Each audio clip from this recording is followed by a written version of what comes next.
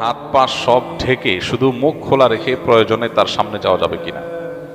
গায়রে মাহরামের সামনে আপনার পর্দা করতে হবে। এই পর্দার পরিধি কতটুকু, পর্দার সীমানা কতটুকু, এ ব্যাপারে আল্লাহ রাব্বুল আলামিনের যে নির্দেশ রয়েছে কোরআনে কারিমে, আল্লাহ সুবহানাহু ওয়া তাআলা বলেছেন, ওয়ালা ইউবদিনা যিনাতাহুন্না ইল্লা মা যাহারা মিনহা, নারীরা তাদের সৌন্দর্যকে প্রকাশ করবে না, যেটুকু বাহ্যিক অংশ সেগুলো বাদে। এখানে বাহ্যিক অংশ বলতে কি বোঝানো হয়েছে? অনেক মুফাসসিরগণ বলেছেন যে পর্দার জন্য যে পোশাক তিনি পরেন, এই পোশাকেরও বাইরের যে অংশ সেটা কথা এখানে বলা হচ্ছে, যে এর বাইরে থেকে যদি কেউ দৃষ্টিপাত করে, তার সেই পর্দার পোশাকের উপরে কেউ দৃষ্টিপাত করে, তো সেটা অসুবিধা নেই, সেটা তো প্রকাশ করবেই, কারণ সেটা তো ঢাকা অসম্ভব। যেটা দিয়ে পর্দা করবে সে অংশটা তো উন্মোচিত থাকবেই, বাইরে থাকবেই। এখানে সেটা বলা হয়েছে, ওইটা বাদে বাকি পুরো নারী তার সমস্ত সৌন্দর্যকে আবৃত করবেন। এর মধ্যে মুখমণ্ডলও শামিল আছে এই আয়াতের আলোকে।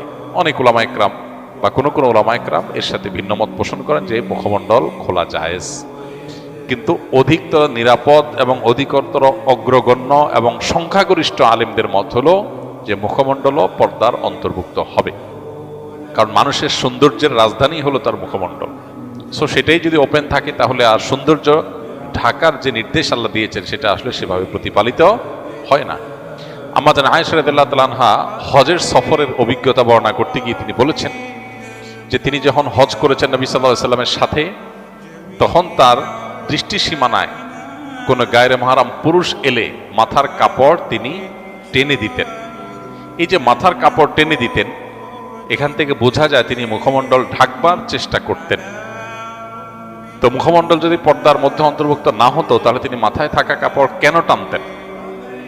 এই আয়াত থেকে, এই ঘটনা থেকে, হাদিস থেকে বোঝা যায় যে মুখমণ্ডলটা পর্দার অন্তর্ভুক্ত।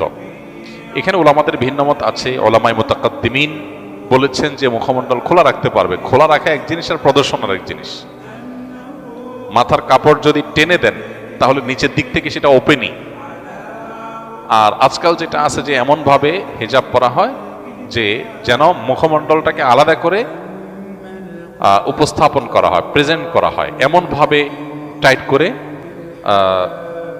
মাথার উপরে কাপড় বাঁধা হয়। তো মুতাকাদ্দিমিন বলেছেন খোলা রাখা জায়েজ। এখানে খোলা রাখা বলতে মাথার উপরে কাপড় টেনে দিলে, ঘোমটা যেটাকে বলা হয়, তার নিচের দিক থেকে খোলাই থাকে, কিন্তু আবার সেটা প্রদর্শনও হয় না। মুতাকাদ্দিমিন সেটাকে প্রদর্শন করতে বলেন নাই, খোলা রাখার অনুমোদন দিয়েছেন। তো এখন আমরা অনেকে সেটাকে প্রদর্শনের পর্যায়ে নিয়ে যাচ্ছি, যেটা আসলে শরঈ পর্দার যে আওতা আছে, সীমানা আছে, সেটার মধ্যে আসলে আসে না, প্রবেশ করে না। এবং সংখ্যাগরিষ্ঠ ইমামদের, আলেমদের মত, সারা বিশ্বের সংখ্যাগরিষ্ঠ আলেমদের মত যদি বলেন, বিশেষ করে উলামা মুতাখিরিন তাদের মতামত যদি বলেন এবং বর্তমান বাস্তবতা বলেন, তাহলে সব মিলিয়ে মুখমণ্ডলকে পর্দার আওতায় ধরাটাই হলো নিরাপদ।